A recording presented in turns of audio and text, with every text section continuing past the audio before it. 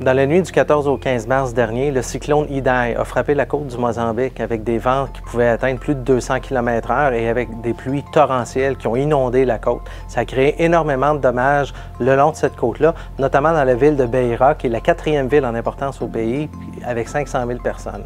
La réponse du mouvement international de la Croix-Rouge et du Croissant-Rouge a été de mobiliser son réseau pour venir en aide aux personnes les plus affectées. Et la contribution de la Croix-Rouge canadienne dans cette réponse-là a été de mobiliser son hôpital de campagne.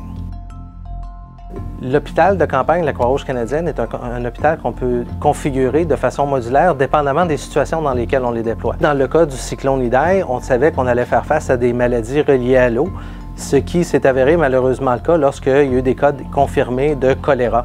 Donc, c'est en fonction de ces maladies-là qu'on déploie le personnel, mais aussi pour renforcer les capacités du système local à traiter les maladies de tous les jours, parce que ces infrastructures-là et le personnel ont été affectés par l'ouragan.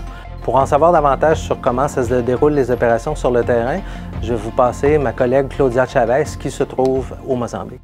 Donc aujourd'hui, on a ouvert le centre de choléra, donc centre de traitement de choléra. Officiellement, on a plusieurs délégués qui sont au travail, donc ça fait plusieurs jours qu'on est en train d'installer le centre. Et aujourd'hui, officiellement, c'est l'entrée officielle des patients qu'on avait de l'autre côté dans l'édifice. Et les gens commencent à rentrer, donc beaucoup d'enfants qui ont du choléra, mais également de la malaria. Donc, mon rôle aujourd'hui, c'était réellement de former, en gros, d'expliquer aux gens c'était quoi le centre de traitement de choléra, comment on fonctionne ici.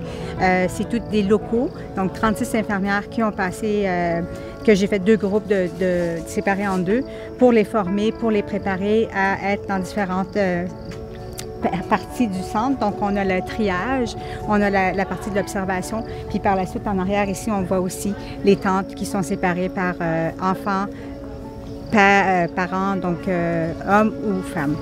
Donc, aujourd'hui, mon rôle, c'était ça essentiellement. Et le reste délégué, il y en a beaucoup qui sont autour pour faire, soit s'occuper de l'eau, de les latrines, de s'assurer que tout fonctionne.